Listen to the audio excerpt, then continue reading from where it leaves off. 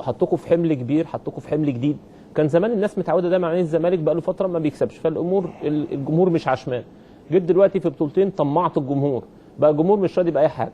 اي ماتش تتعادل الجمهور يبقى متضايق وزعلان، دايما الجمهور عايز الزمالك يكسب يا يجيب بطوله. هل ده ممكن يستمر؟ ان شاء الله. هو انا دوري ان شاء الله ان انا دوري، مش انا كاحمد، يعني دوري كمجلس اداره وكنادي هو اسعاد الجمهور.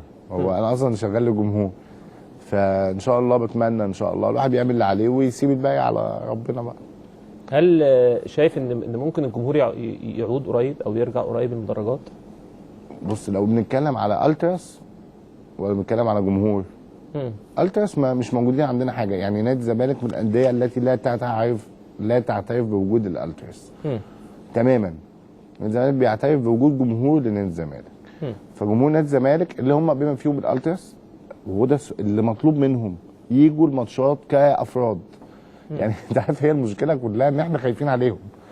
ودي مناسبه مهمه جدا، عايز اقول ان نادي الزمالك هيعمل تأبين لشهداء ال20 ان شاء الله، لان ذكراهم في الايام دي.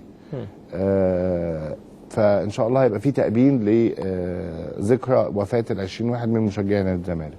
لكن بنتكلم بقى على وجود الجمهور، طبعا وجود الجمهور ضروري ومهم، لان مفيش رياضه بدون جمهور. لكن في نفس الوقت مش هقدر ادخل جمهور ممكن يعمل مشكله لاي حد، ممكن يقتل حد، ممكن يأذي حد، ممكن يعور حد، ممكن يعني اي وسيله من وسائل العنف.